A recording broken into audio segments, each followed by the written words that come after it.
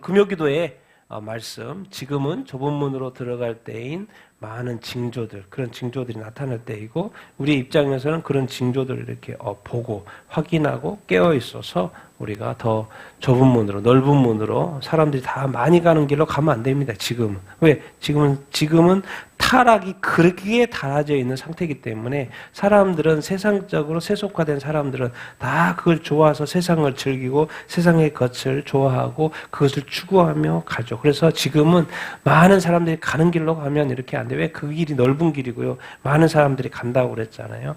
그래서 우리는 많은 사람들이 가지 않는 그 좁은 길로, 좁은 문으로 들어가야 될 줄로 이렇게 믿습니다. 그래서 주님도 그렇게 친히 말씀을 이렇게 하셨고요. 그래서 그런 부분들을 오늘 또 나눠보도록 이렇게 하겠습니다. 우리가 금요일마다 전 세계의 중요한 뉴스들을 한번 보며 영적 관점에서 해결해 보기를, 또 해석해 보기를 이렇게 원하는데요. 우리 정말 러시아와 우크라이나 전쟁 중에 지난주에는 동남아시아 이야기했죠. 이번에는 이 뉴스가 있습니다. 러시아가 고임금, 돈 많이 줄게, 월급 많이 줄게, 시민권 줄게. 그래서 어디를 꼬셨다는 거요?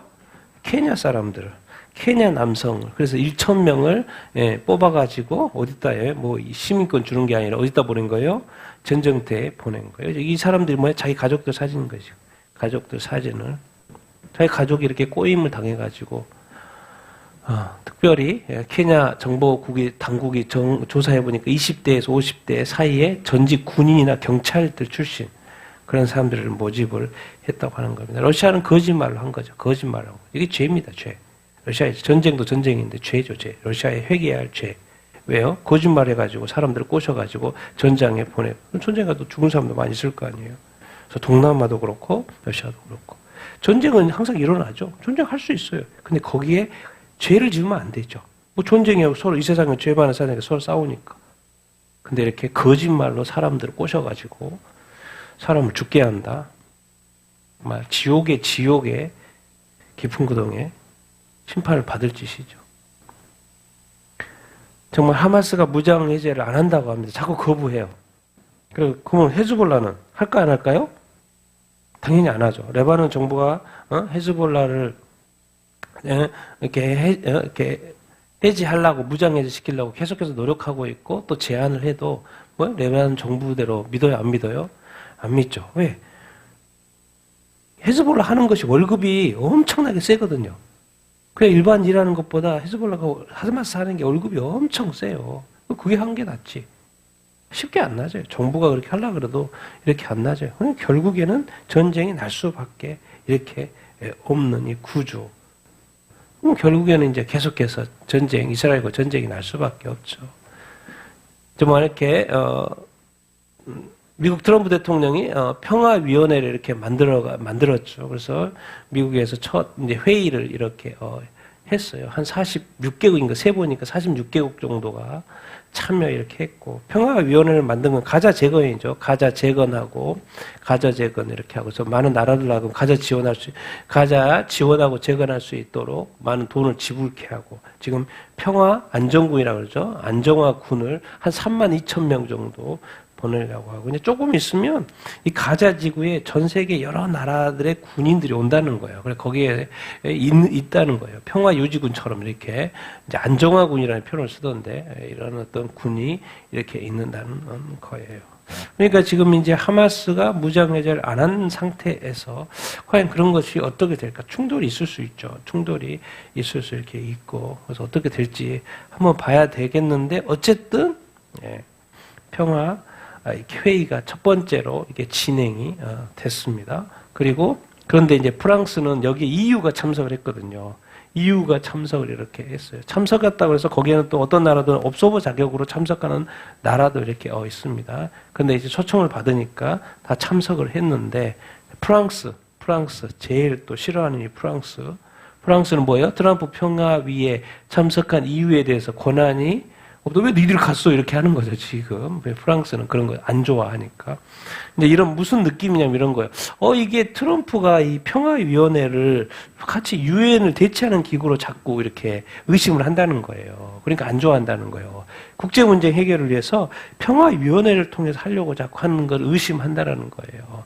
그런데 이제 프랑스는 뭘 추구하는 거예요? 유엔 중심의 어떤 다자주의 외교. 그러니까 트럼프가 이렇게 중심으로 하는 게 아니고 다자주의 외교 그런 것을 이렇게 추구를 하기 때문에 일부 유럽 국가는 평화의 참여를 지금 거부하고 있다. 그런 어떤 상황인데 앞으로 이제 어떻게 될지 이렇게 모르겠지만 과연 유엔을 대체할지 안 할지 이것이 이제 조금 이렇게 가자 지구에서 열매가 이제 맺히면 또 이제 어떻게 또 많은 것들이 달라지겠죠. 그런데 어쨌든 이렇게 싫어하는 나라들도 이렇게 있다. 당연히 이런 데는 뭐 러시아나 중국 이런 참여 안 하죠. 참여 안 하고 프랑스도 지금 참여 안 한다. 이렇게 이야기를 하고 한국도 대표단 보냈을까 안 보냈을까요? 명단에 있습니다. 한국도 이렇게 대표단 참여를 했고 어쨌든 지금 이제 1차 이렇게 하마스에 의한 인질이 다 돌아왔기 때문에 이제 2단계로 넘어가기 위한 그 과정이 지금 진행이 되고 이렇게 있는데 이제 그 중에 또 하마스가 지금 무장 해제를 거부하고 있는 상황에서 지금 진행은 되고 이렇게 있죠. 자, 유대인 호주 남성입니다. 호주 남성이 국가의 최대의 적을 누구라고 말한 거예요? 유대인이라고. 그래서 뭐가 걸린 거예요? 중어범죄법에 걸려서 징역 1년을 받았다. 이스라엘이 지금 동계올림픽 하잖아요. 올림픽 선수들을 스위스 해설자가 뭐예요? 모욕하려고 한다라는 이런 식으로. 하여튼 이스라엘을 싫어한다는 거. 이스라엘을 이렇게 싫어하고 중계자들도 이렇게 이렇게 하고 뭐예요? 지금 그 유대주의가 지금 팽배해 있는 거죠. 어디에도 유럽에도 팽배, 올림픽에도 정말 이 반유대주의. 그런데 이번에 이런 뉴스가 이렇게 좀 깊이 있게 다루더라고요. 뭐죠? 예. 전례 없는 폭증 뭐요? 알리야가 뭐예요? 이스라엘로 복귀하는 거예요. 근데 이번에 어디가 많이 하냐면 다른 나라도 전에 자료 2024년 제가 한번 보여드렸을 거예요. 그런 자료도 설명합니다. 이번에는 어디에서 폭증이 일어나고 있다는 거예요?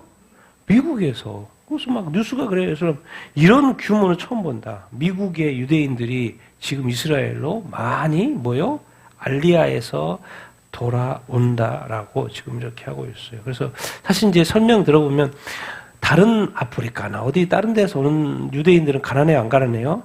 가난하죠. 근데 미국은 사실 이제 미국 유대인들은 미국에 살아도 최고의 삶을 사는 거죠. 돈도 많고 집도 있고 최고의 자유국가에서 사는데 굳이 뭐 이스라엘로 올까 하는데 지금 요즘에 이스라엘로 많이 돌아온다고 이야기를 이렇게 하고 이렇게 있습니다. 결국 뭐예요? 미국에도 반유대주의가 많이 뭐예요? 팽배해지고 있기 때문에 이렇게 그러는 어떤 것이죠. 그래서 이제 미국에 이스라엘로 돌아오면 보통 지분 제공하는 것 같아요. 어떤 식으로든. 어쨌든 지금은 이스라엘 사람들이 제일 많은 데가 어디요? 미국이죠. 미국인데 미국에 있는 유대인들이 뭐죠? 이스라엘로 돌아오고 있다. 그래서 우리 김정철 박사님 말이에요. 이게 무슨 의미인지 아냐고.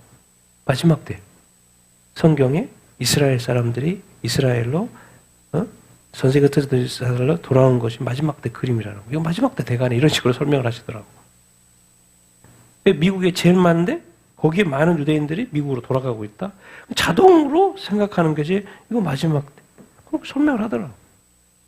이 그림이에요, 여러분. 괜히 이렇게 알리한 게 아니고 전 세계 반유대주의가 그냥 극성을 부른 거 아니고 또 이런 것도 있죠. 미국에 이제 뉴욕 주가 있고 뉴욕시가 있죠. 뉴욕 시장이죠. 뉴욕 시장에 맘다니가 취임이 돼 6주 만에 뭐요? IDF 미국 이렇게 이스라엘 국방이죠. 근데 연계되어 있는 무슨 업체? 드론 업체가 이제 이렇게 뉴욕시에 임대해서 쓰고 있는데 그 임대 기간이 끝났는데 뭐요? 연장 안 해줘. 너희들은 가. 이렇게 해가지고 퇴출시킨다. 이런 이렇게 기사 이렇게 합니다. 그러니까 이 업체는 뭐 뉴욕시에서 딴 데로 임대해서 간다고 그러더라고요. 다른 주로 임대해서 이렇게 간다고. 근데 이거를 왜 하냐? 뭐 이게 당연히 맘다니도 이스라엘 업체, 드론 업체니까 당연히 또 팔레스타인 공격하고 쓰는데도 뭐 그런데도 하겠지만은 뭐 그런 거 싫어할 수도 있지만 내용 들어보면 팔레스타인, 친팔레스타인 기구에서 주장을 하는 거예요. 그거에 따라서 하는 거라고 이렇게 하더라고요. 그래서 어쨌든 계속해서 유대인들은 또 이스라엘 기업들은 뉴욕시에서 이렇게 사업하기가 일하기가 쉽지 않은 그런 구조. 뭐 이렇게 맘다니가 뉴욕 시장에 있는 이상은 그럴 수밖에 없겠죠. 이란에서 시위가 있었죠. 근데 이런 통계도 있더라고요. 뭐요? 많은 사람이 죽었다고 하는데 거기에 기독교인 통계가 나와 있어요. 근데 이란 시위 유혈 진압 속에 기독교인 최소 몇 명 사망? 한 19명 정도 사망. 기독교인이 별로 많지도 않은데 뭐요? 거기서 숫자가 또 나왔더라고요. 그래서 19명 사망. 그러니까 시위가 나고 전쟁이 나면 당연히 기독교인도 안 죽어요? 죽어요? 죽어요. 기독교인만 막 총알이 오는데 막 피해가거나 뭐 그렇게 기독교는 안 죽고 그런 게 없어요. 다 죽는 거예요. 다 죽는 거예요. 근데 그 중에 뭐 이란은 뭐 그렇게 많지도 않은데 또 그 중에 19명이 죽었다. 그런 이야기 통계가 이렇게 나와 있는 것을 이렇게 보게 이렇게 됩니다. 그래도 예수 믿고 죽으면 어디 가요? 천국에 가죠. 그렇죠? 그냥 죽으면 지옥 가고. 근데 기독교인 19명이 이런 통계가 이렇게 있고. 지금 핵 협상을 계속해서 하고 있죠. 1, 2, 3, 4차. 이번에 또 1차하고 2차 또 했죠. 미국과 이란. 근데 이게 협상이 돼요, 안 돼요? 안 되죠. 왜? 이란에서는 핵을 포기할까 안 할까요? 포기 안 하죠. 왜? 핵만 보유하면은 아무도 건드리 못하니까. 미국도 못 거든요. 그때부터는. 그러니까 미국에서는 절대로 핵을 허락할 수 없죠. 왜? 허락을 하면 중동의 평화가 와요, 안 와요? 이제 영원히 끝나는 거예요.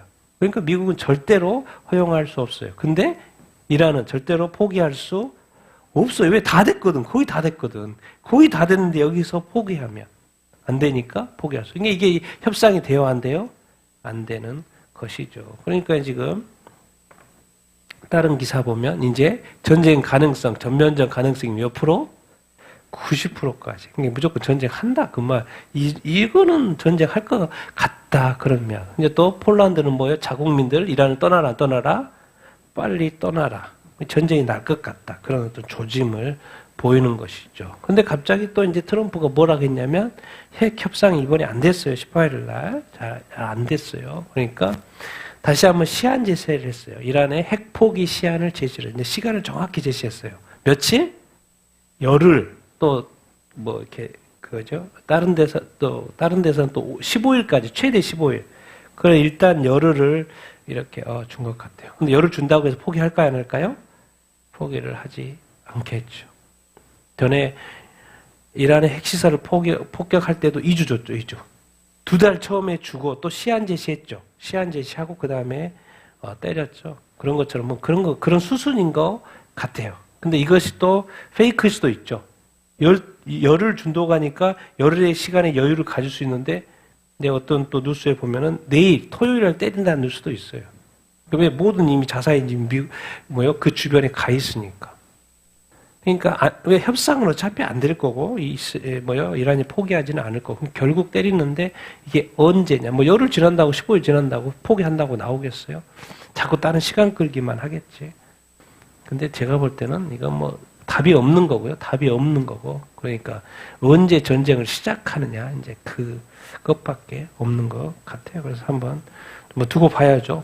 그래서 어쨌든 내일이라고 토요일 이야기도 이렇게 나와 있는데 한번 어떻게 될지 한번 이렇게 봐야 되죠. 어쨌든 이거는요 전쟁을 할 수밖에 없어요. 공격을 할 수밖에 없어요. 왜? 이란이 핵을 갖는다는 것은 끝나는 거예요. 끝나는 거예요. 그리고 조금만 있으면 또 북한이 도와줄까 안 도와줄까 핵 개발하는데 도와주죠. 러시아가 도와줘야 안 도와줘. 중국이 도와줄까 안 도와줄까요? 도와줘. 이 완성하는 거는 게 시간 문제예요. 가만히 놔두면 아주 빠른 시간 내에 핵무기를 가질 수 있을 수밖에 없어요. 그러니까 지금이 이제 미국으로서는 가장 이란의 핵무기를 보유하지 못하게 하기 위한 수단을 쓸 수 있는 어떻게 보면 최선의 어떤 단계에 와 있으니까 이것을 또 이제 협상을 먼저 하고 하는 건데 저쪽은 당연히 포기할 수 없죠. 그러니까 전쟁이 날 수밖에 없는 공격을 할 수밖에 없는. 근데 이게 이제 워낙 많은 무기를 가지고 있는 이란이기 때문에 전쟁이 하루아침에 끝나는 게 아닐 수 있다. 좀 시간이 수주 걸릴 수 있다. 그런 이야기가 이렇게 나오고 이렇게 있는 것을 보고 있게 있습니다. 결국 이제 이거는 뭔 그림이에요? 이렇게 되면 이스라엘에 유익한 거죠. 이스라엘에 유익한 거예요. 마지막 때 그림으로 가기 위한 어떤 또 단계예요, 여러분. 지금 상원 후보, 미국입니다. 상원 후보, 제임스 탈라리코. 이분이 이게 지금 미국의 크리스천 포스트 기사에 나와 있어요.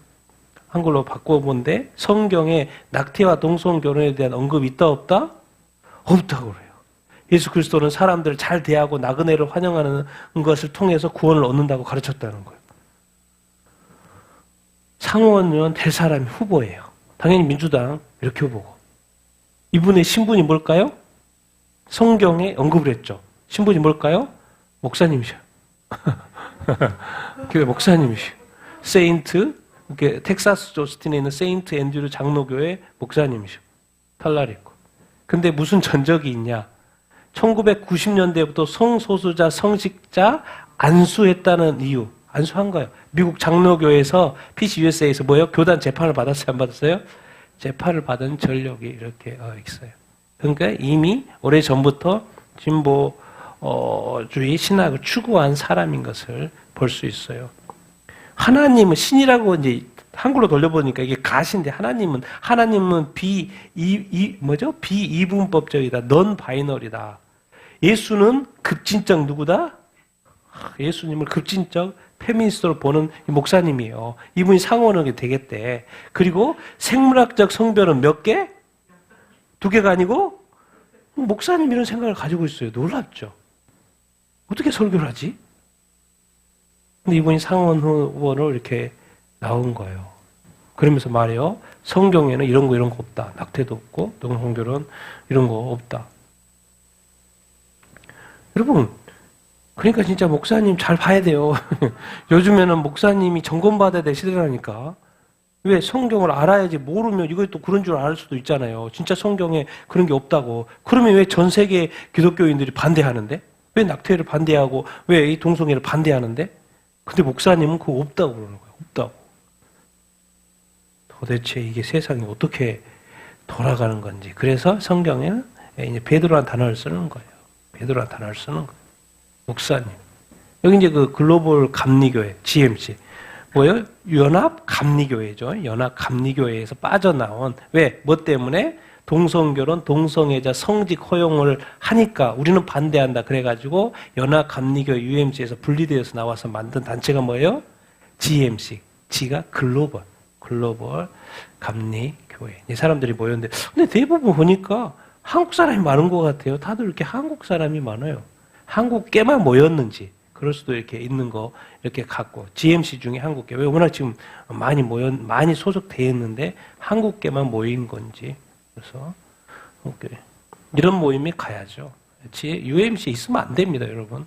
하나님이 분명히, 이 성경에서 죄라고 한 그것을 허용하고, 그것대로 그렇게 예배 드리고 있는데, 거기에 계속 있을 일이 없어요, 여러분. 여러분이 천국 가고 지옥 가는 거 같고, 성경을 지키는 게 낫지. 무슨 모임 좋다고 거기 갑니까?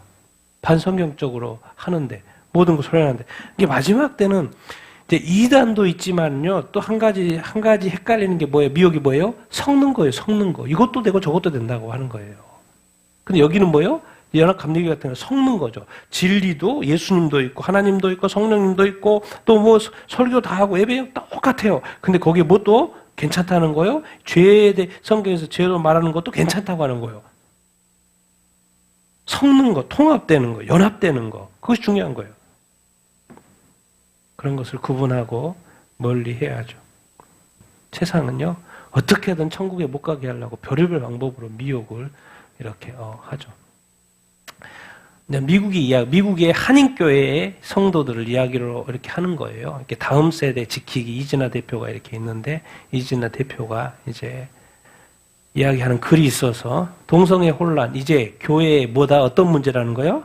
실질적인 문제라는 거예요. 교회에 실질적인 문제가 이렇게 됐다는 거예요. 이 동성애 이슈가. 그러면서 이제 기사 내용을 그래요. LA 지역은 상당히 뭐한 상황이에요?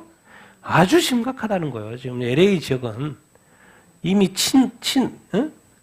그러니까 뉴욕에서도 도움을 요청하는 교회들이 적지 않을 뿐만 아니라 친동성애 성향이라든가 실제 동성애자인 교인들도 많고 사역자들도 많다는 거예요. 실제로. 미국 서부 지역은 이미 상당 부분 진행이 된 상태인데 동부 지역이죠. 뉴욕도 이쪽 동부 지역은 지역 교회들은 아직 대응할 시간이 있다 없다? 아직 있다. 그러니까 열심히 뭘 해야 된다? 교육을 한다. 이제 서부 쪽은 제가 어떤 느낌은 서부 쪽은 이미 끝났고 교육으로 안 되는 그 단계를 넘어버렸고 이제 동부 쪽은 아직까지는 시간이 있다. 이제 아직 대응할 시간이 있다. 우리가 열심히 교육해서 동부 쪽은 좀 이렇게 열심히 해봐야 되지 않느냐 이런 이야기 이렇게입니다. 그런데 한국 교회 대형 교회에서 연락 많이 온다는 거예요. 자기한테 와서 좀 강의 좀 해달라고 이런 식으로 지속적으로 연락이 이렇게 온다라는 거예요. 그러니까 이분이 말해요. 미국이나 한국 교회 안에도 이 체감되고 있는 현실이라는 거예요. 그러니까 이미 한국 교회 안에도 동성애자들이 많이 있다 없다? 있다라는 거예요. 자기한테 계속 연락 온다라는 거예요. 그래서 1년에 잠깐씩 와가지고 집중 교육을 하고 한국에서도 한다고 이야기를 하고 있는데 마지막 때는 딴 게 없어요. 인간으로 하여금 도덕적인 타락 그리고 성령이 우리 안에 있는데 그 몸을 더럽히는 그 죄 그거예요. 크리스천을 확실하게 교회를 확실하게 더럽히고 그 거룩을 이렇게 뭉개버릴 수 있는. 자, 브라질 학생이에요. 브라질 학생. 트랜스젠더 혐오적인 표현을 소셜미디어에 게시를 이렇게 했는데 최대 맞으면 징역 몇 년까지? 10년까지. 브라질 유학생. 몇 년 전 거를 지금 하는 거예요. 몇 년 전 거를. 뭐라고 했냐.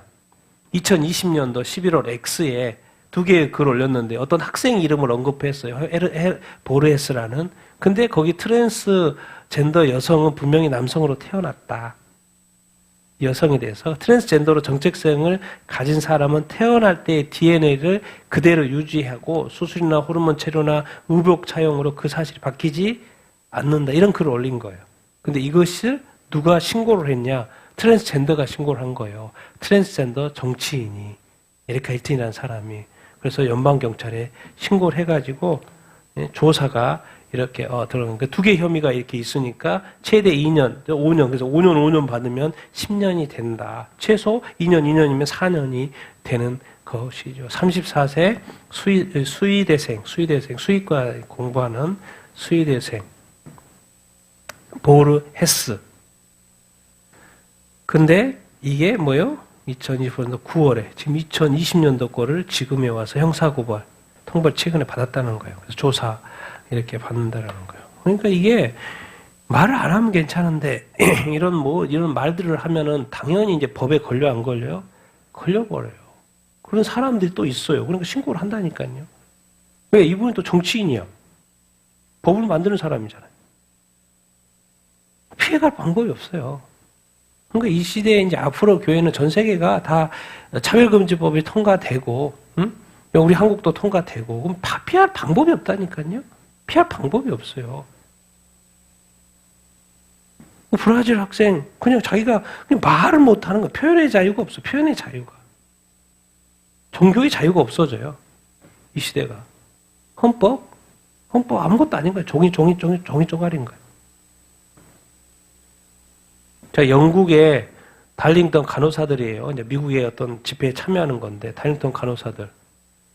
사람들이 이제 어떤, 이제, 이 사건이 있었냐면, 영국에서 여성 간호사들이 생물학적 남성과 탈의실을 같이 써야 되는 거예요. 그럼 맨날 그렇게 해야 되니까 이들이 힘든 거지.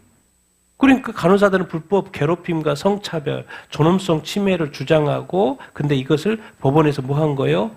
인정을 이렇게 해주는 거예요.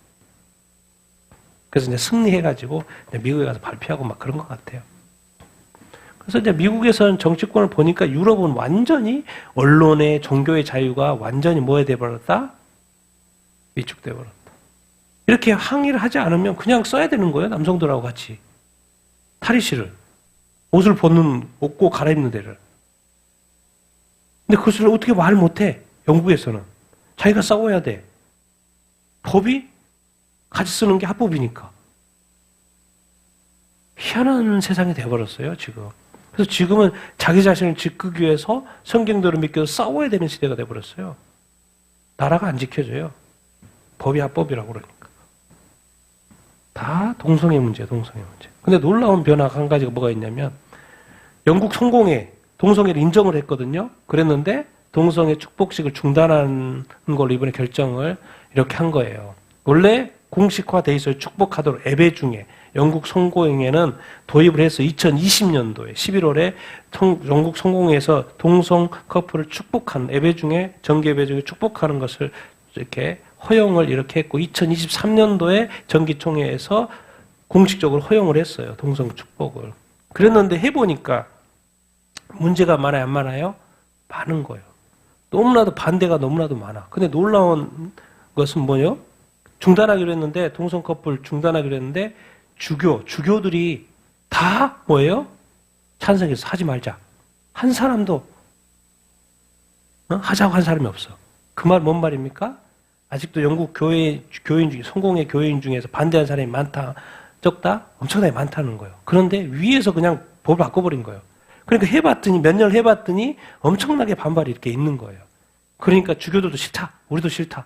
일단 멈추자. 그래서 이제 올해 7월인가 그건 이제 멈추기로 7월에 공식 종료하기로 했는데 통과가 된 거예요. 다 싫다고 막 자꾸 그러니까 성직자들도 그렇고 평신도도 그렇고 정말 누르시죠. 그러니까 이거는 자기가 해봤는데 이게 아니라는 거예요. 왜? 왜 그래요? 영국 성공의 기본 교리, 자기네들이 맨날 보고 있는 이 교리와 배치돼요? 안 배치돼요? 배치돼요. 자기네들 성공의 공식 결혼 교류는 남성과 여성 간의 평생 결합으로 되어 있어. 근데 또 법을 그렇게 통과시킨 거예요. 그래서 커플을 이렇게 하고 있어. 해보니까 이게 부딪혀요? 안 부딪혀요? 당연히 부딪히죠. 그래서 이 성경의 기도문에는 독립적인 동성 축복 예배 도입, 복음주의 진영에서 반발이 있었고 하나님께서 동성 커플이 서로에 대한 사랑으로 항상 기뻐하고 당신의 아들 예수 그리스도 안에 계시된 거룩함과 소망의 길을 따를 수 있는 은총을 채워주기를 간구합니다.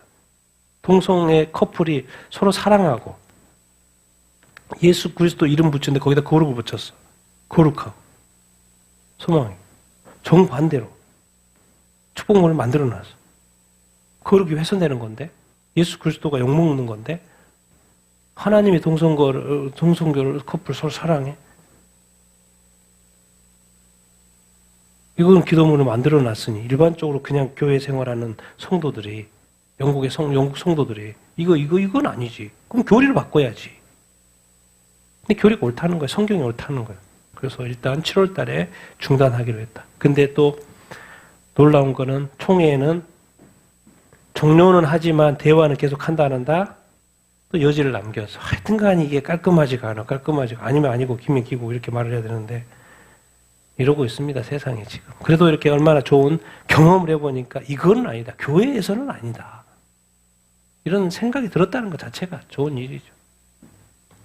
자, 누가 이제 이런 표현을 써. 재집권, 트럼프 재집권, 두 번째 집권하자. 재집권 이후에 세상이 완전 좌우로 극단화됐다는 거예요.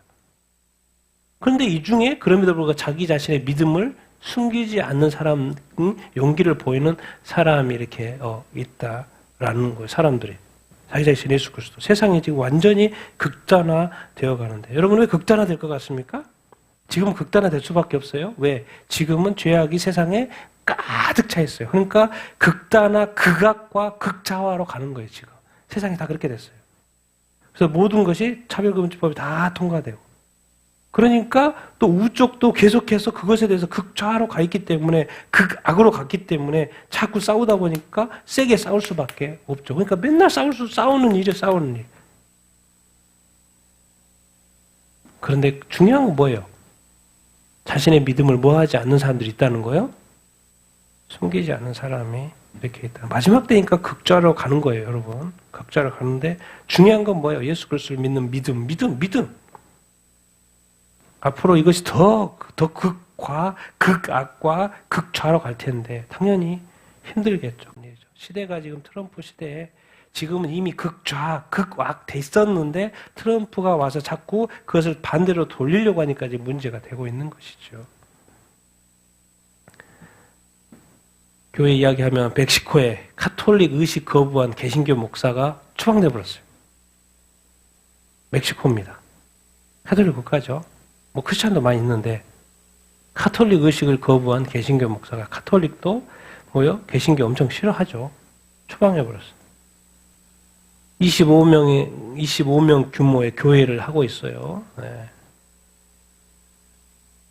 마르티네스 목사님이요. 내용은 뭐냐면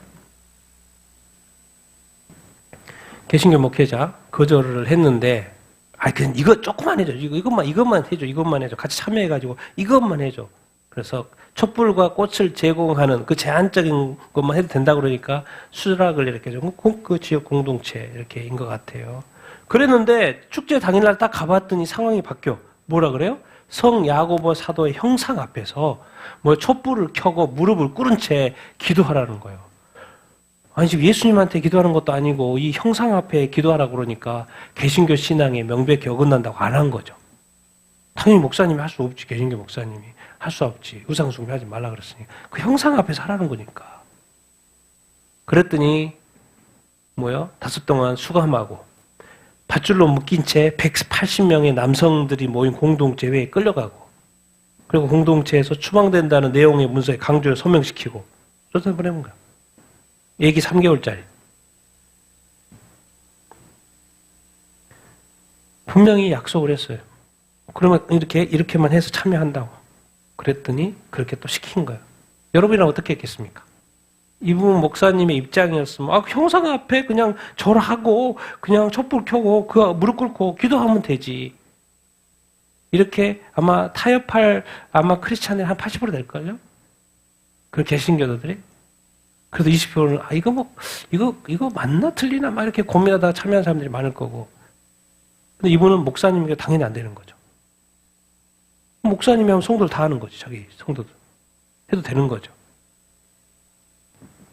말을 바꾼 게 문제고, 일단 같이 하려고 했었으면 그 수준을 그 약속대로 해야 되는데 그 약속을 지키지 않았고, 목사님은 당연히 그걸 거부 이렇게 한 것이고, 했는데 이렇게 추방 문서에도 강제 쓰게 해가지고 추방을 시켜서 좀 다른 데서 피신해가 있습니다. 피신해 있어요. 사역도 할 수 없고 피신되어 있고 거기 갈 수도 없겠죠. 여러분이 예수 믿는다는 것이 그냥 세상과 타협하면 살기 쉽지만 그러지 않으면 점점 더 어려워지는 시대로 이렇게 가고 있어요. 한국 오픈도어에 글이 하나 올라와 있게. 아프리카, 사하라 이남 쪽, 남쪽에 삶의 터전을 잃은 1,600만 명의 기독교인들이 있다는 거예요. 1,600만 명의 기독교인들이 여러 가지 극단주의 이슬람이든지 여러 가지 형태, 전쟁인지 여러 가지 형태, 정말 이 삶의 터전을 잃고 난민 생활을 하는 1,600만 명의 그리스도인들이 있다는 거예요.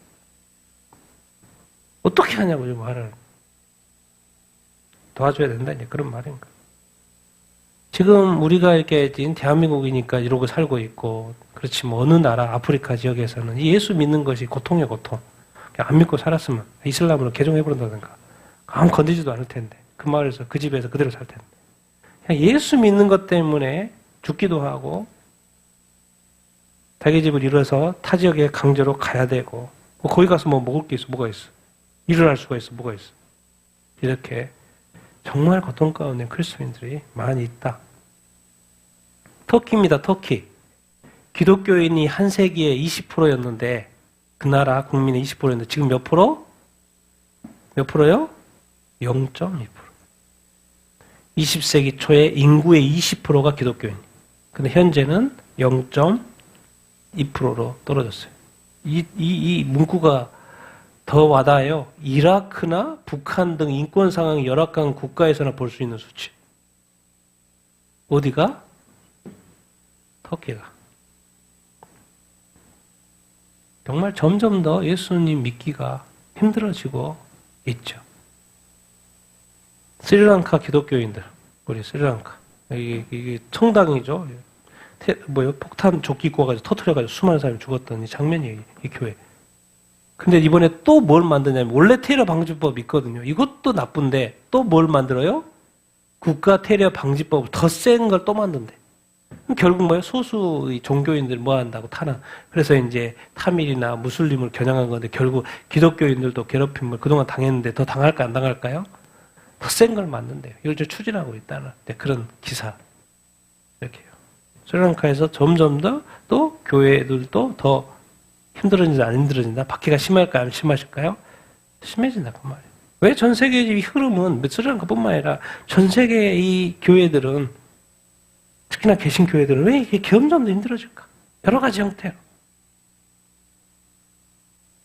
스페인입니다. 뭘 폐지한가 봤더니 종교적인 감독, 감정, 모독죄. 종교적이니까 또 종교인을 대상으로 하겠죠. 감정을 실어서 하면 모욕하고 또 이렇게 조롱하는 거겠죠. 근데 그것을 뭐 해버린다는 거예요? 그것은 지금은 죄가 되기 때문에 사람들이 안 했고 조심했는데 그것을 폐지해버린다는 거예요.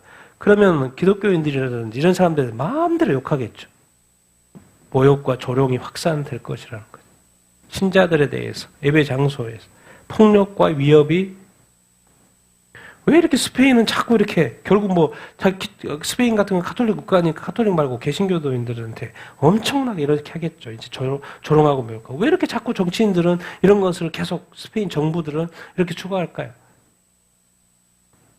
그야말로 개신교 박해 시대가 이제 점점 오고 있다는 거죠. 뭐 7년 대환란 세상 종말 요한계시록 시대에는 개신교가 박해받는 전 세계 모든 교회가 박해받는 시대니까 점점 더 법들이 이미 그쪽으로 가고 있는 모습. 왜 굳이? 있는 법을 왜 굳이? 고통받는 것은 개신교도들 뿐인데 마음대로 조롱하고 마음대로 위협할 수 있도록 모욕할 수 있도록 법을 자꾸 그렇게 만들어 가는 거예요, 여러분. 우리 한국, 우리 이 사이트에서 부정선거만 말하면 죽어. 선관위 관계자들 이야기 나오더라고. 왜 죽지? 부정선거. 도대체 뭐 그냥 부정선거 있으면 있다고 하면 조사해보면 끝나는 거라. 왜 사람들이 꼭 자꾸 죽어나가지? 부정선거 말만 하면? 도대체 이걸 부정선거, 이거 도대체 빳빳해. 여기서 몰래 이렇게 한번 접으니까, 그 다음에 이렇게 접으면 이렇게 되죠. 근데 이건 뭐예요? 한 번도 접은 흔적이 없는, 이렇게 쌓여있는 이런 것들이 카운트가 된다고요. 그걸 이상하게 생각해야지. 근데 그거를 말하면 폭로도 할 수 없고 말할 수도 없고.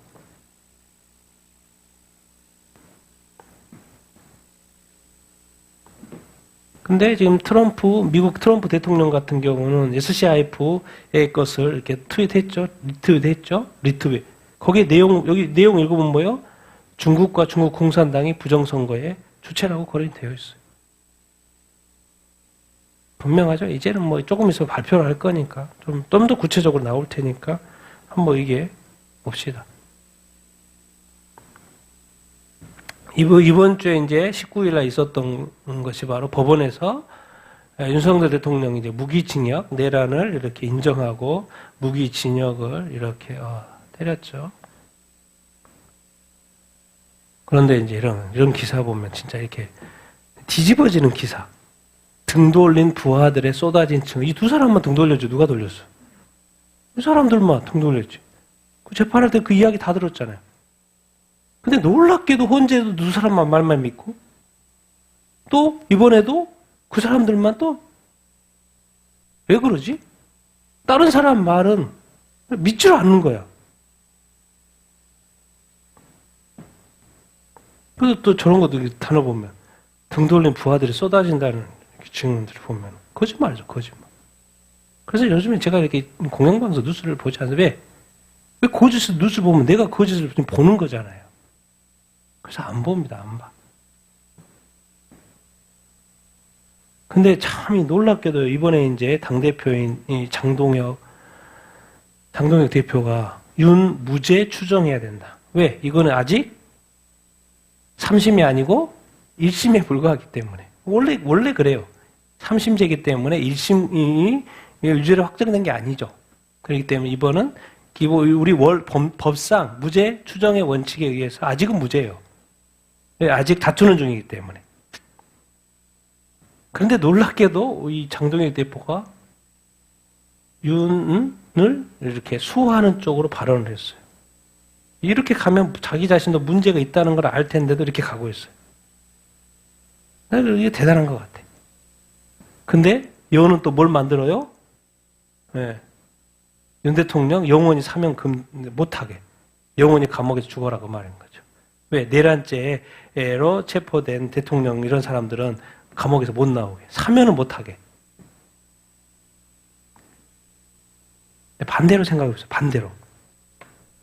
자기가 만약에 내란죄면 감옥에서 못 나와. 이게 영적 관점이죠. 거꾸로 생각하면 답입니다. 정답이 나옵니다. 거꾸로 생각합니다. 왜? 여러분, 선하는 사람은 선을 내요. 악은 뭐예요? 악을 내죠. 왜 저렇게 할까요? 뭘 자꾸 말하기 때문에? 부정선거를 말하기 때문에. 사법, 이게 좋은 칼럼, 여러 가지 제가 글을 봤는데 좋은 칼럼이 있더라고. 사법 내란이다, 이것은. 왜 그러냐? 헌법상의 권한을 인정하면서 형사범죄, 이거 총돌. 간단히 하면요. 판결문에 보면은 계엄선포는 대통령의 헌법상 고유 권한이라고 말하는 거예요. 해놓고는 뭐예요? 처벌하는 거예요. 이게 말이 안 돼, 말이 안 돼. 실행이 없는데 실행을 인정을 해. 그러니까 폭동이 없는 폭동죄, 실행이 없는 실행죄. 증거가 불충분한데 유죄. 국민 주권 논리 하는데 증인들만 믿고 대통령 자신의 말은 믿지 않아. 대통령이 헌법상 권한으로 개헌을 선포할 수 있다라고 인정을 해놓고 이렇게 이제 제가 쉽게 이렇게 설명을 할게요. 권한이 있어요. 헌법에 개헌 선포할 수 있는 권한이 있어가지고 헌법 개헌을 했어요. 그런데 법원에서 뭐라는 거예요? 근데 왜 했어요? 진짜로 왜 했어요? 국민 놀랬어요. 왜 했어요? 근데 했으니까 죄. 이런 개념인 거예요. 권한이 있는서 권한에 의해서 했는데 뭐요? 했다고 또 뭐라 그러는 거예요? 왜 진짜로 했어요? 왜 진짜로 했냐고. 그러니까 유죄. 하여튼간 이 말도 안 되는 이 논리.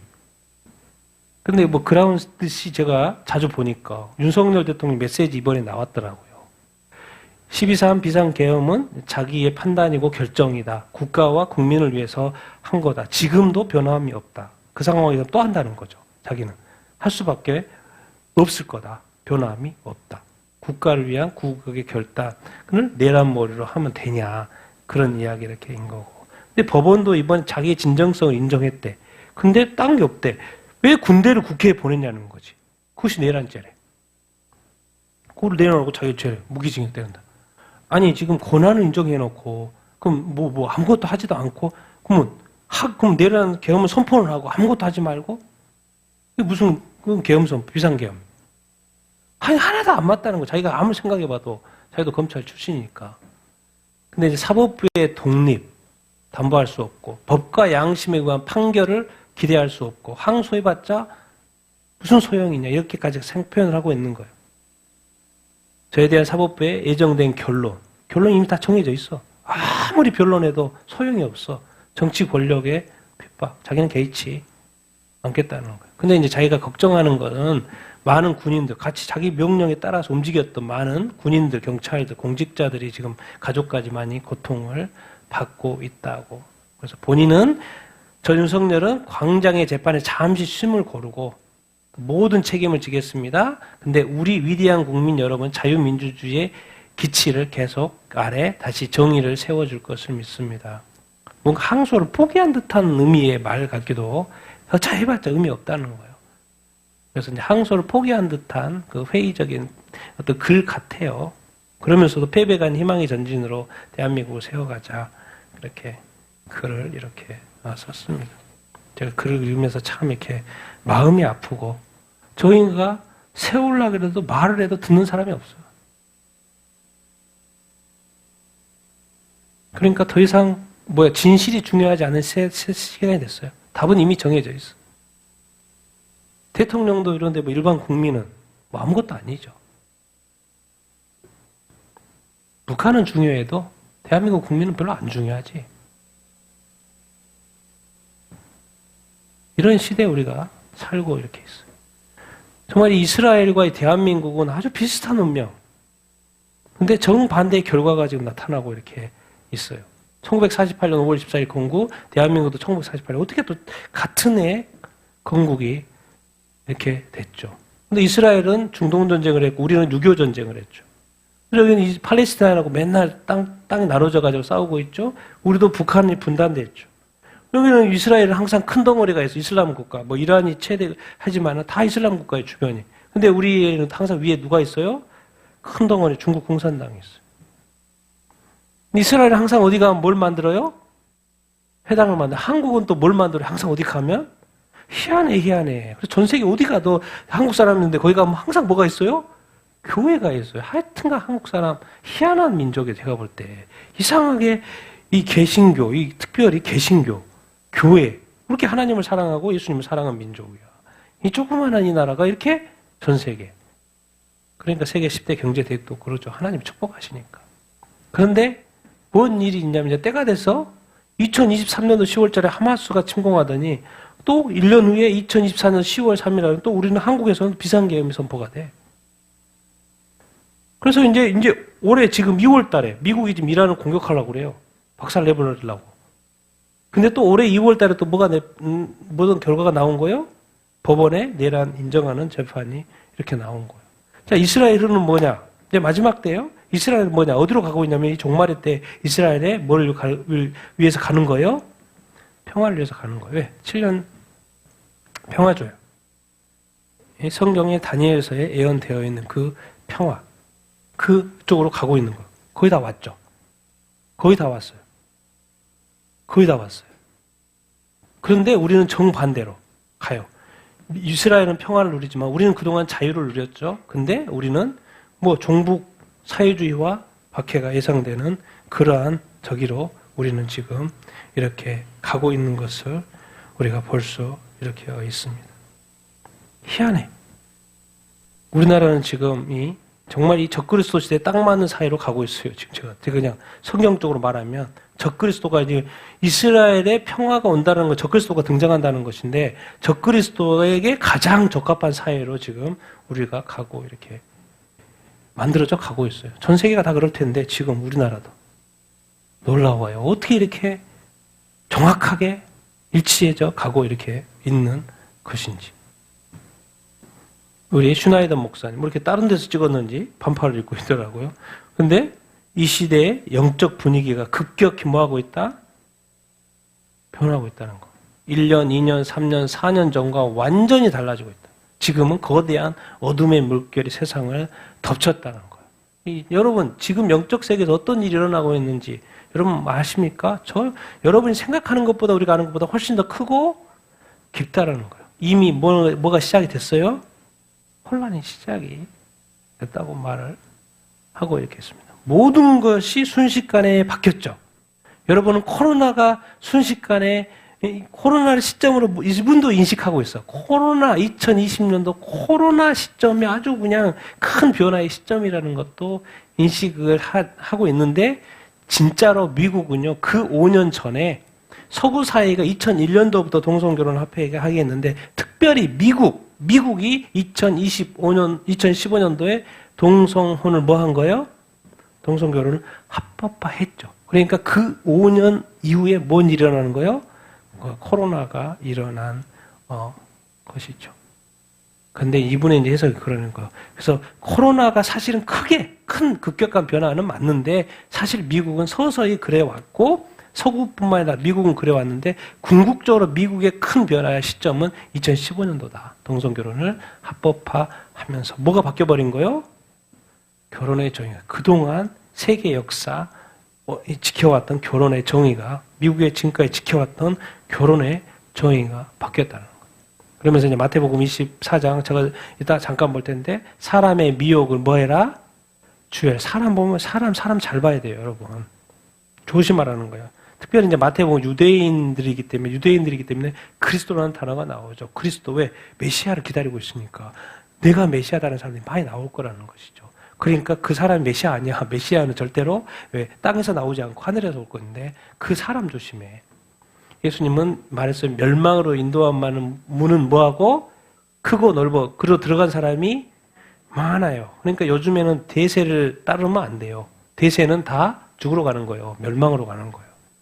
잠깐 편하다고 대세를 따르면 안 돼. 대세를 뭐하고? 거슬고 강물을 역행하고 지금 완전히 세상의 타락한 문화에 뭐하고? 저항하고 지금은 싸울 수밖에 없어요. 문제가 생길 수밖에 없어요. 왜? 대세가 그러기 때문에. 소수가 싸우는 거니까. 소수에 깨어있는 교회가 싸우는 거니까. 예수님은 어디로 들어가라고 했어요? 그래서 좁은 문으로 뭐 해라? 들어가라고. 들어가기를 뭐 해라? 들어갈까 말까? 내가 들어가네 안 들어가네 그렇게 하지 말고 뭐 해라? 힘쓰라. 영어로는 스트라이브인데 애쓰는 거예요. 애쓰는 거예요. 그냥 하는 게 아니라 좁은 문으로 막 들어가려고 막 애쓰는 그거 표현이에요. 이게. 영어 표현이. 왜? 개신교 종교개혁자들, 주요 교단들이 지금 뭐 하고 있어요? 다 분열되고 있어. 종교개혁 알지? 종교개혁. 종교개혁 시작한 마르틴 루터라는 교회 통성회 받아들이고 있잖아요. 장로교, 참 갈백 시작했잖아요. 500년 지난 뭐예요? 다 통성회 지금 받아들이고 있죠. BC USA 장로교들 그리고 감리교회, 존 웨슬리 이 복음주의의 이 위대한 개척자 존 웨슬리, 감리교회, UMC 다 받아들이고 있죠. 뭐요?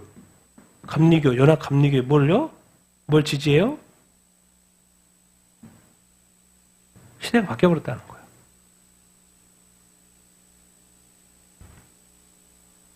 그래서 지금은 딴 거 없어요. 딴 거 없어.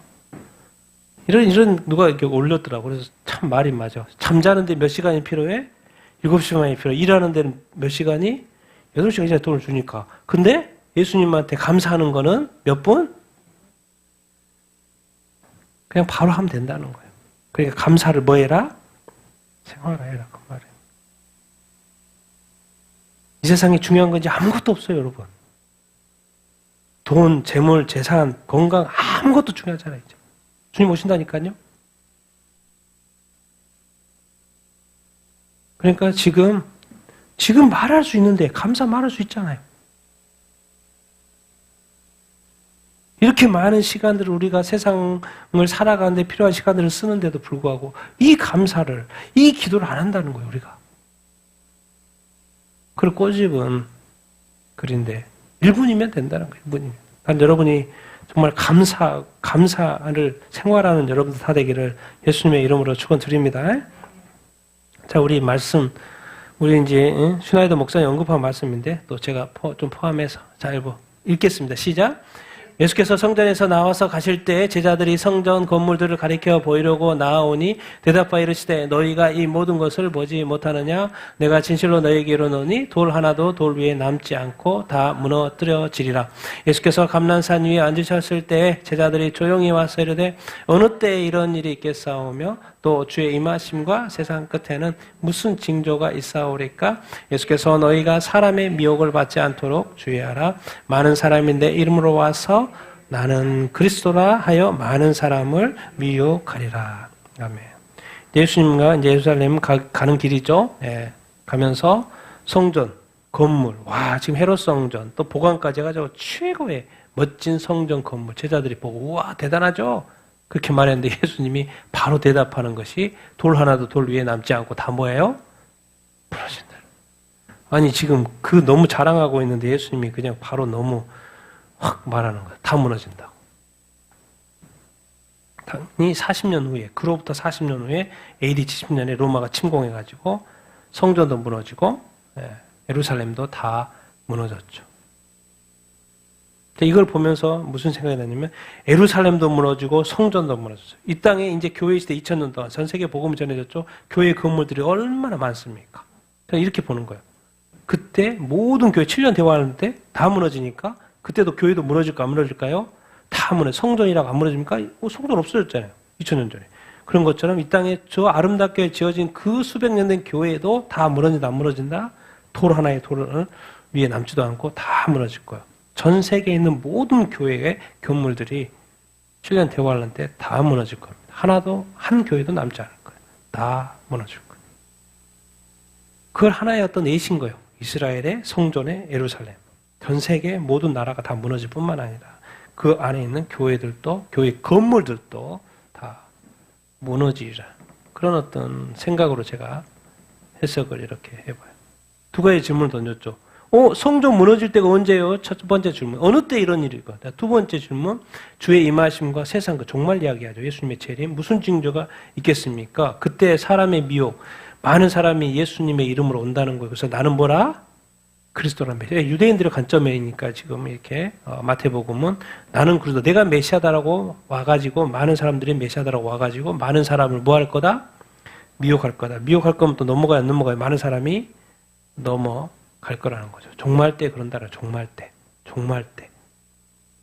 지금 이제 거의 종말이다 와가지 않아요? 지금 유대 사회에 메시아를 그렇게 기다리고 있는데 그 많은 사람들이 자기가 메시아라고 한다는 거예요. 그 사람들 조심하라는 거예요.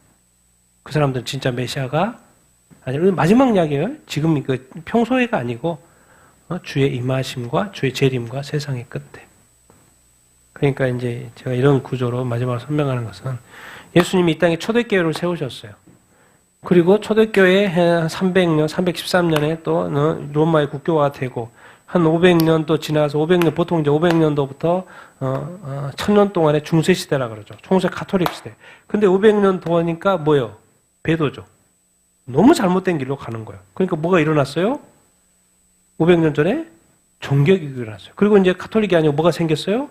개신교회가 생겼어요. 그래서 500년 동안 전 세계에 복음화 속도가 엄청 빨라졌죠. 그래서 로잔에서는 막 미전도 정도도 체크하고 해가지고. 그런데 지금 이 시대는 이 개신교회들이 뭐 하고 있어요? 회도하고 있어요. 카톨릭이 배도해서 종교개혁을 했는데 이제 개신교회가 배도를 하면은 종교개혁이 아니에요. 예수님 오시는 거예요. 그 차이가 있어요. 왜? 지금은 모든 민족의 복음이 다 거의 다 전해진 타임이니까. 자, 그러면 교회가 예수님이 말했죠. 데살로니가에서 뭐요? 예수님이 오시기 전에 뭐가 있어요? 교회에 배도가 있고, 두 번째 적그리스도가 등장이라고 그랬죠. 근데 교회가 지금 배도하고 있으니까 다음 수순은 뭐예요? 적그리스도가 등장하는 것만 남았어요. 적그리스도가 등장하면 뭐가 되는 거예요? 이스라엘 평화 조약뿐만 아니라 요한계시록의 7년 대환란이 시작이 되는 거죠. 그리고 그때 아마겟돈과 함께 예수님이 뭐 하는 거예요? 재림하는 거예요. 지금은 배도의 시대이기 때문에 이제 뭐만 남은 거예요? 적그리스도의 시대. 전 세계 모든 나라가 어디? 적그리스도의 통치하에 들어가. 그래서 유일하게 뭐예요? 개신교도들은 뭐예요? 이제 박해받는 시대로 이렇게 가는 것이죠. 유대인들도 당연히 사람의 미혹, 메시아를 기다리니까 메시아의 미혹이 있을 것이고, 그리고 이제 우리 개신교들도 많은 어려움에 처하겠죠. 지금은 자유롭죠. 왜? 이런 자유가 다 날아갑니다. 자유가 다 날아가고 그것을 지금 우리가 경험하고 있잖아요. 자유가 날아가는 거 경험하고. 이건 어떻게 보면 개신교도들한테는 좋은 거예요. 미리 지금 살짝 경험하는 것 자체가 뭐예요? 좋은 거예요. 왜? 이제 실제로 우리가 경험하게 될 수 있으니까. 다른 나라에서는 다 경험하고 있어요. 근데 우리가 경험하게 될 그 일들. 세계가, 또 한국 교회가. 지금 이 한국의 많은 어려워지는 이런 어떤 상황들을 많이 느껴야 되고요. 그래서 뭐 해야 돼요? 궁극적으로는 깨어나야죠. 그래서 믿음이 뭐로? 야고보서의 행함으로, 순종으로 이렇게 나아가야 될 타임입니다. 그래서 계속 여기저기서 말하는 거예요. 한국이 어려워지는 것도 딴 게 아니에요. 이스라엘이 지금 평화로 가려고 하는 이 조짐하고 다 맞물리는 거예요. 왜? 무슨 시대가 될 거기 때문에 이제 적그리스도 시대가 될 거기 때문에 미리 지금 준비시키는 거예요. 그래서 지금은 우리가 많은 어려움을 겪고 이 시대에는 이제 문제와 아픔과 어려움과 질병이 복이 될 수 있어요. 왜? 이걸 통해서 누구를 찾아야 되는 거예요? 예수님을 찾아야 돼요. 기도해야 돼요, 여러분. 이런 고통 가운데, 고난 가운데 딴 게 아니에요. 하나님이 주려고, 고통을 주려고 하는 게 아니에요. 아프게 하려고 하는 게요. 힘들게 하려고 하는 게요. 누구 찾으라는 거예요? 예수님 찾아라. 예수님께 기도해라. 예수님께 나오라. 예수님을 가까이 하라. 하나님을 가까이 하라. 너의 예배를 회복해라. 좀 기도 좀 해라. 주님을 좀 찾아라. 성령의 충만함을 좀 받아라. 성령의 사람이 되라. 그거를 말하는 거예요. 그리스도의 참된 제자가 되라. 네 믿음 온전히 회복해라. 그것을 지금 말하고 싶어 하는 거예요. 근데 축복을 받은 상태에서는, 좋은 상태에서는 그런 간절함이 생길까요? 안 생길까요? 안 생겨요. 그러다가 다 넘어지고 미혹에 빠지게 되는 것이죠. 그러니까 제가 볼 때 지금 이 시대는 고통이, 아픔이, 문제가, 질병이 더 축복일 수 있어요. 근데 그게 그 상태로만 있으면 축복이 아니죠. 저주죠. 근데 어쩔 때 축복이 되는 거예요? 주님을 찾을 때, 하나님을 가까이 하게 될 때, 하나님께 나아올 때, 하나님께 기도할 때, 하나님을 다시 그 예배가 회복이 될 때, 하나님과 관계가 회복이 되는 궁극적 주님 오신다니까요. 뭐가 중요해요? 주님이 중요하다니까요. 주님이 중요해요. 말씀이 중요해요. 성령이 중요하다니까요. 나의 그것이 아니에요. 주님. 그래서 주님에게 초점을 맞추고 하나님을 초점을 맞추고 정말 말씀에 초점을 맞추고 하나님과 가까이 가야 된다니까요. 지금은 그러야 될 때예요. 여러분들이 정말 주님을 사랑하게 되기를 바랍니다. 하나님을 사랑하게 되기를 바랍니다. 가까이 하며 살게 되기를 예수님의 이름으로 축원드립니다. 제가 계속해서 세상에 돌아가는 이런 흐름들을 보여주는 것은 세상은 다시 돌이킬 수 없는 길을 이미 와버렸다는 거예요. 더 이상 안 돌아간다니까요. 좋은 세상 끝났어요, 여러분. 기독교인들에게 좋은 세상 끝났다니까요. 그것을 지금 계속해서 보여줘도 그걸 못 깨달으면 안 되죠. 또 아무 일 없는 것처럼 살면 안 된다니까요. 어느 날 하루아침에 갑자기 우리한테 그 어려움이 처할 때 준비 안 된 사람은 다 미혹에 넘어갈 수밖에 없고 그것을 견딜 힘, 인내할 힘이 없다니까요. 그래서 지금 강건해지고 지금 주님을 찾고 지금 주님과 친밀하고 주님 하나님을 가까이 하고 지금 성령의 충만을 받아서 지금 거룩한 삶을 사는 그런 훈련을 지금 해야 합니다. 그렇지 않으면 그 미혹에 넘어갈 사람들이 많이 있겠죠. 지금은 배도의 시대인 줄 정말 알고 정말 깨어서 우리의 믿음을 새롭게 해야 될 줄로 이렇게 믿습니다. 이미 전 세계에는 타락의 길로 가고 이렇게 있습니다. 여러분 이것이 지금 그냥 하는 말이 아니에요. 다 보고 있잖아요. 실제로 보고 있잖아요. 매주마다 제가 설명을 하잖아요. 이게 현실이라고. 그래서 우리가 지금은 정말 좁은 문으로 그냥 찾아 들어가야 돼요. 넓은 문으로 들어가시면 안 됩니다. 다른 사람 간다고 쫓아가면 안 돼요. 한 번 더 생각해보고 정확히 판단하고 좁은 길 괜찮습니다. 욕 들어도 괜찮아요. 욕 들어도 괜찮아요. 맞아도 괜찮아요. 오직 예수면 괜찮아요. 오직 믿음이면 괜찮아요. 그 믿음을, 예수 믿는 믿음을 끝까지 잘 지키는 여러분들 다 되기를 예수님의 이름으로 축원드립니다.